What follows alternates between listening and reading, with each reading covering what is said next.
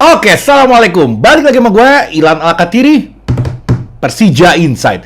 Persija akan melawan PSS Sleman dan ini rasanya akan menjadi pertandingan terakhir di tahun ini dan ini akan menjadi pertandingan home terakhir kita juga yang kita akan bermarkas di Stadion Patriot. Nanti di bulan Januari kita nggak bisa pakai lagi karena mau renovasi. Pertandingannya feeling gue ini akan seru banget. Feeling gue ini akan panas. Kenapa? Karena Persija ingin memanfaatkan peluang emas untuk mengembalikan mental. Soalnya PSS Sleman juga pelatihnya baru, tentu gaya mainnya baru juga. Walaupun belum bisa terbaca sama Persija, tapi kayaknya setiap ada yang baru masuk itu perpaduannya masih belum maksimal. Jadi Persija masih bisa menyelamatkan atau menyolong poin dari pertandingan kali ini. Gua akan bahas beberapa hal di konten ini. Tapi sebelumnya gue minta kalian untuk like video gue seperti biasa. Yang udah subscribe, lo bunyiin loncengnya supaya lo dapat notifikasi. Yang belum subscribe tentunya lo subscribe. Dan jangan lupa sholat dulu. Oke, gue mau langsung mulai ke pembahasan materinya. Oke. Saat ini PSS Sleman itu berada di posisi klasemen 12. Dia nggak jauh sama kita lah. Kita juga tipis-tipis sama dia. Dia butuh menang. Kita juga butuh menang. Tapi dia lebih butuh menang dibanding kita. Karena dia pastinya ingin menjauhi zona degradasi itu. Oke? Ada dua pemain di Sleman yang nggak bisa tampil. Sebenarnya bukan dua, ada tiga kalau nggak salah. Itu ada Hoki Caraka sama ada Nurdiansyah. Itu keduanya itu karena akumulasi kartu. Ada satu lagi yang nggak bisa main. Itu namanya Ricky Cawor Gacor. Ini orang gue suka sama dia ya. Gue lagi dia di Persija, sayang aja nggak dapat kesempatan. Padahal ini orang bagus banget mainnya. Cuman banyak yang bilang kalau attitude-nya kurang bagus aja. Terbukti dia sekarang nggak bisa main lawan kita karena dia lagi kena sanksi. Soalnya dia ngelempar perangkat pertandingan pakai botol.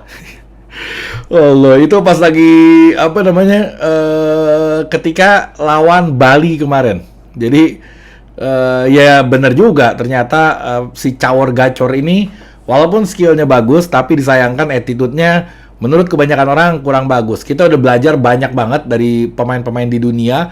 Walaupun skillnya bagus, ketika attitude-nya nggak bagus, itu karirnya nggak akan bisa panjang gitu. Hoki Caraka, gue jadi ingat. Hoki Caraka pun pernah gue kritik berkali-kali. Sampai akhirnya gue DM-an sama dia. Dia nanya kenapa lu kritik gue terus. Gue tetap pada pendirian gue. Gue bilang yang lu lakukan itu nggak benar. Gue bilang itu gue kritik pas dia selebrasi ketika kita menang 9 gol kalau nggak salah tuh, lawan apa tuh gue lupa tuh, dan dia selebrasi di situ. Gue bilang lo nggak bagus kayak gitu, attitude lo nggak bagus. Gue cuma nasehatin dia, gue bilang banyak pemain top walaupun jago tapi ketika attitude nggak bagus karirnya nggak akan lama. Gue sebenarnya nasehatin dia, cuman kayaknya dia nggak berkenan dikritik.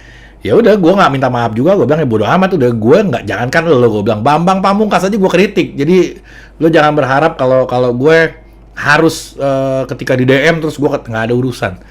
Jangankan lo yang baru kemarin gitu, banyak pemain Persija yang top walaupun beresiko tetap gue kritik kalau misalkan itu memang harus dikritik. Oke, gue mau lanjut. Ada juga selain yang tadi ternyata nambah lagi orang itu namanya si Jihad Ayub. Dia lagi cedera pas lawan PSIS kemarin. Nggak tahu cederanya apa, tapi kemungkinan besar nanti ketika lawan Persija dia juga nggak bisa main. Oke, jadi ini keuntungan buat Persija. Sebenarnya kita udah keuntungan di kandang, kita udah keuntungan dari segi mental. Kita seri di away lawan Persebaya, walaupun dia menang PSS lawan Rans kemarin 1-0, tapi mental kita lagi bagus. Harusnya selain mental bagus, ditambah PSS Sleman juga banyak kehilangan pemain. Ya masa iya masih nggak menang juga gitu. Harusnya sih menang nih. Oke. Jadi ada sedikit komentar dari pelatih barunya, gue lupa namanya. Dia bilang kayak gini. Walau hasil di pekan sebelumnya mengecewakan bagi Persija, mereka tetaplah tim yang memainkan sepak bola secara baik dengan gaya sepak bola menyerang. Ya salah, menyerang katanya. Serta melakukan tekanan kuat ke lawan. Iya sih, bener. Cuman nggak efektif aja. nyerang, neken kuat, ya nggak gol doang. Itu permasalahan kita. Lanjut, dia bilang menghadapi sepak bola menyerang ala Persija, kami harus lebih sabar dengan pertahanan yang bagus. Jadi dia mau pakai sistem kayaknya counter attack nih. Dia mau parkir bis di belakang, dia biarin kita melenggak-lenggok, menyerang abis, nanti dia akan manfaatin serangan balik dari kesalahan yang sering kita buat. Gue ulangin sekali lagi. Karena banyak banget salah passing dari kita, dan itu selalu menjadi bumerang buat Persija Jakarta. Oke, secara mental dia bilang, buat para pemain Persija pasti akan merasakan demam panggung karena mereka dalam tekanan harus meraih kemenangan. Maksudnya dalam tekanan di stadion home dengan fans yang berharap kemenangan. Harusnya pemain profesional itu nggak demam panggung. Harusnya pemain profesional itu ketika dapat dukungan dari fans ya dia girang, dia tambah semangat, tambah on fire.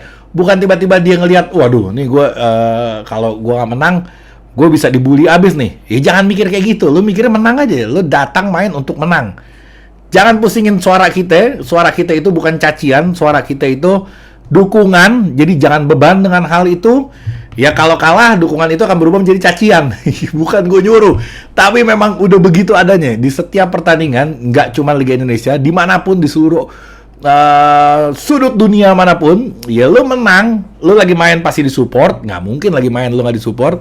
Tapi ketika hasilnya nggak memuaskan, ya lu bakal dicaci. Itu udah begitu hukumnya. Jadi pemain bola jangan, Liga Indonesia penontonnya nggak dewasa. Nggak, lu main di Argentina juga sama aja gitu. Gue berkali-kali ngomong kayak gini supaya paham, kita nggak yang terburuk gitu. Kita oke-oke aja liga kita. Dibanding liga lain, banyak yang lebih parah dari kita. Lo sekelas Liga Champions saja, itu banyak banget kerusuhan di Eropa.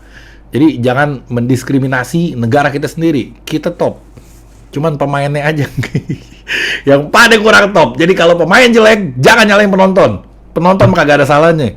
Ini gimana sepak bola Indonesia mau maju kalau penontonnya kayak gini? Nggak ada korelasinya. Nggak ada kaitannya. Penontonnya dia mau pakai sorban, dia mau pakai peci, dia mau pakai apapun, dia mau rambutnya pang atau apapun, nggak ada kaitannya dengan permainan kalian di lapangan. Main aja. Kalau salah, akui salah. Jangan nyalain penonton. Bikin pegel gua aja lo. Oke. Lanjut, yang berikutnya, Gustavo Almeida. Gustavo Almeida udah sembuh. Dia udah sembuh dari cederanya. Gua nggak tahu dia akan main dari awal atau dia main di babak kedua. Gua nggak tahu. Biasanya pemain cedera itu akan masuk dari babak kedua. Itu biasanya kayak gitu. Nah, mudah-mudahan gue berharap dari babak ke-1. Selain ada Gustavo juga, gue pengen Rico sih yang main. Ketika Gustavo ini pergerakannya cepat, dibarengin sama Rico atau Hanan lah. Hanan juga oke ternyata. Rasanya ya, Gayos, dari Rio Matsumura, tengahnya Gustavo, kanannya Rico atau Hanan, rasanya sih masa iya gitu. Masa iya nggak bisa ngegolin. Gayos bisa ngegolin, sekarang udah banyak golnya, grafik lagi naik. Rio Matsumura bisa ngegolin, banyak golnya. Hanya di kanan aja nih, Rico sama Hanan nih agak-agak lemah dalam segi mencetak gol. Nggak apa-apa, dia jadi pelayan aja untuk Gustavo Almeida. Kalau Gustavo Almeida dilayani dengan baik, gila ini pemain bakal gila-gilaan. Oke. Hanif Syahbandi juga sembuh. Kemarin dia pas lagi lawan Persebaya sempat ditarik karena ankle-nya sakit. Tapi sekarang kata dokter Persija dia udah sembuh. Ya itu udah gue cuman catatan cuman lini belakang aman, nggak ada catatan karena lini belakang kita bisa dibilang yang terbaik tapi nggak lagi main bagus aja. Tengah kita Rizky Fandi agak kurang akhir-akhir ini. Kalaupun Hanif Syahbandi main, harusnya Hanif Syahbandi menggantikan peran Rizky Fandi. Kalau gue Abimanyu yang gantiin peran Hanif Syahbandi yang agak menyerang ke depan. Abimanyu passing akurasinya bagus banget. Dia bisa ngalirin bola ke Gayos, bisa ngalirin bola ke Rio Matsumura. Dia bisa ke kanan, Rio atau Rico siapapun nanti yang dipasang, atau dia bisa long bola ke Gustavo Almeida. Ini Abimanyu sangat spesial dalam segi akurasi passingnya. Hanif bertahan, jangan Rizky Fandi, karena Rizky Fandi akhir-akhir ini sering telat menutup, karena si Thomas Doll sendiri yang bilang pemain tengah kita kayak ketakutan. Jadi mungkin dari segi mentalnya belum siap. Antara Rio Fahmi dan Oliver Bias, gue jadi bingung sekarang. Ternyata Bias bagus juga mainnya. Bias oke dipasang di situ. Firza Andika rudal kita tetap itu harus main, harga mati. Nggak ada penggantinya. Kalaupun Firza Andika nggak main, ya Bias dikekiriin, Rio Fahmi main lagi. Agak kangen juga lihat Rio Fahmi main. Kiper masih Andre Tani, apapun yang terjadi tetap Andre Tani kipernya. Ya itulah catatan untuk line up-nya. Gue rasa sih bisa ya. Gue rasa kita bisa kembali ke tempat yang seharusnya kita berada. Gue rasa sih bisa banget. Oke. Nanti akan ada turnamen juga Nusantara Open itu kita bisa ketemu Persib Bandung ada kemungkinan. Tapi bukan senior, ini U17. U17 juga penting. Gue kalau ada kesempatan nonton, gue bakal nonton karena selang 2 tahun ke depan pun ini pemain-pemain ini akan main di senior juga gitu. Oke, si Persib ini ada kemungkinan ketemu ya. Persib ini dia bareng sama Rans Arema Borneo di grupnya, di grup A kalau nggak salah dia, di grup C-nya kita bareng Maluku Utara Selection, Bayangkara sama PSM.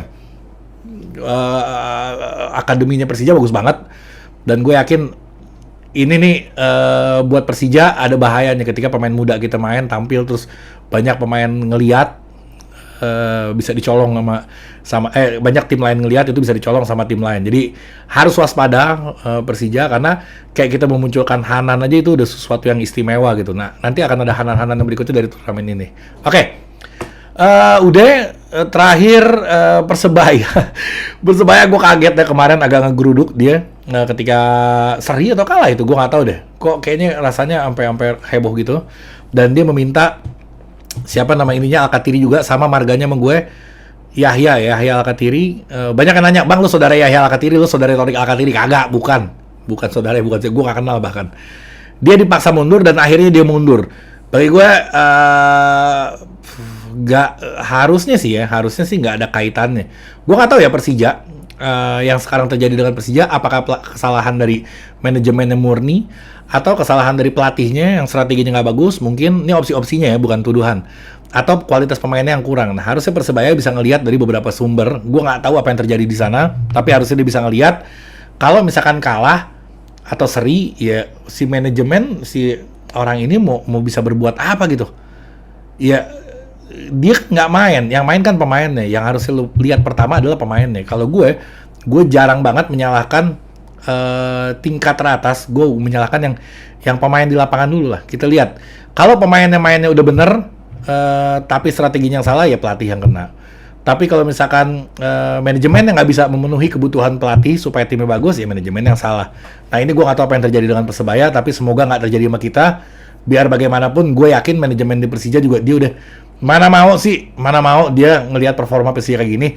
Kita cinta sama Persija, dia orang ini di dalam juga pasti kecintaannya sama Persija juga sama gitu. Bahkan mungkin lebih atau dia ya, mungkin lebih gila lagi ngeluarin materi dan segala macamnya gitu.